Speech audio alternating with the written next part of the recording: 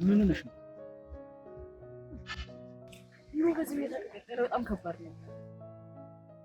ለምን አግብተሽ አትጠጋም? ምን ላድርግልሽ ነው? ሁሌ ጠብቂኝ ነው የሚለው።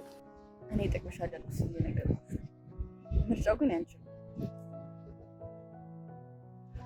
ገንዘብ ያለው ላግባሽ ብሎ እየለመንሽ ከድሃ ጋር አብረሽ ትገጃለሽ።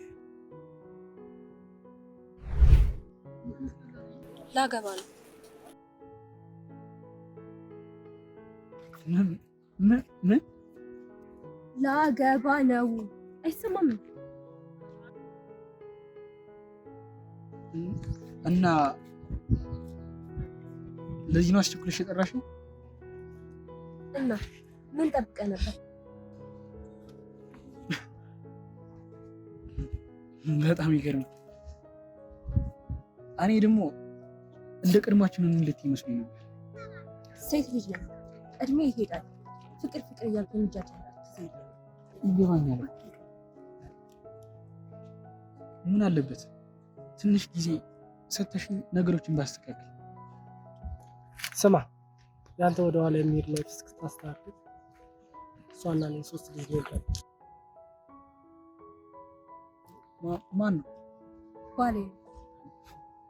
ምን የምጠብቀው ባሌ። እንደምታፈቅራት አላውቅም፣ ግን እሷ ታፈቅራለች። ከኔ በላይ ታፈቅራለች። ታፈቅር ነበር ከኔ በላይ ምን ማለት ነው? ሁለታችሁም አፈቅራችሁ ነበር፣ ግን የተሰጠን ፈተና ወድቀሃል። አልገባኝም።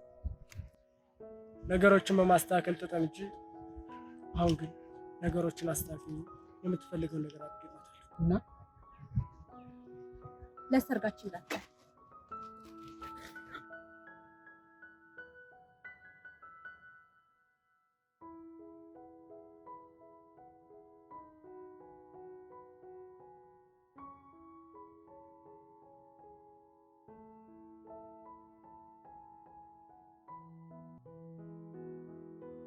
ምን እሺ ድብር ብሏል እኮ።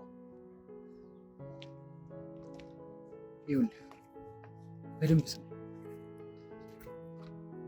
ይሄ ፍቅር ምናምን እያልክ እንዳትያለሽ፣ ጠንክረህ ሰርተህ ነው የሚለው። ዛሬ ደግሞ ምን ተገኘ እባክህ? እንዲህ ታሪክ ባንዲው የተከረበት አይገርም? ላገባ ነው አለች እና መቼም ቆማ ጠብቅ። ትንሽ ጊዜ ብቻ እኮ ነበር የቀረኝ። ግን ይኸውልሽ ብራዘር፣ ትዳር ማለት ኳስ ጨዋታ ነው። በሽርፍራፍ ሰከንዶች ታሪክ ይቀየራል። በቃ ስራ ጥረህ ግረህ ብላ። ያኔ ሴት ልጅ ስታይበት ትመጣለች። መቼም የኦሾ ፍልስፍና መሆን አለበት። እኔ እንደዛ ነው ከህይወት የተማርኩት። በቃ ቁንቃ ምናምን ነገር ግን ከገባች እኔ በቃ ከሱ ቢሆን አስጠያ አመጣለሁ። እንዴት አድርገህ? ቀላል እኮ ነው። እሱን ጋማውን ብለህ ታሪክ ትቀይራለህ። ብቻ አንተ ፈቃደኛ ሆነልኝ። እንዴ እንደዛማ ከሆነ ደስ ይለኛል። እና ተስማምታል? በሚገባ። እና ምን ችግር አለው?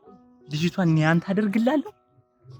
አንተ ደግሞ ይኸው ክፈል።